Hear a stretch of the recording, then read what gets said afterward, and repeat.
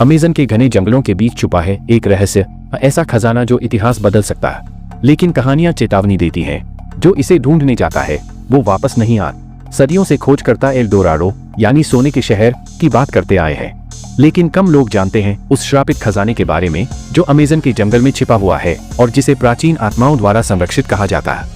यह कहानी शुरू होती है 1542 में एक स्पेनिश विजेता फ्रांसिस्को अल्वारेज। उन्होंने दावा किया था कि उन्होंने एक सुनहरी मूर्ति पाई थी। उनके अनुसार यह मूर्ति जालों और रहस्यमयी शिलालेखों से घिरी हुई थी जो एक घातक श्राप की चेतावनी देती थी। अल्वारेज मूर्ति को अपने शिविर में लाए, लेकिन कुछ ही दिनों में उनके सैनिक गायब होने लगे। कुछ को दलदल ने निगल लिया तो कुछ अजीब बीमारियों के शिकार हो गए। परेशान होकर अल्वारेज ने उस मूर्ति को जंगल में छोड़ दिए और तब से इसे कभी नहीं देखा गया। हाल के वर्षों में नई तकनीकों के साथ कई खोजकर्ताओं ने इस खजाने को ढूंढने की कोशिश की है।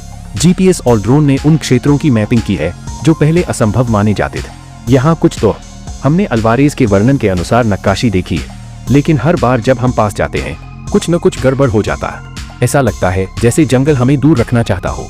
स्थानीय जनजातियां फॉरेस्ट के रक्षक की बात करती हैं, आत्माएं जो खजाने की रक्षा करती है।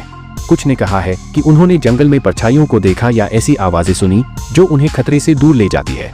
यह खजाना इंसानों के लिए नहीं है, यह आत्माओं का जो इसे परेशान करता है वो अपने साथ दुर्भाग्य लाता है।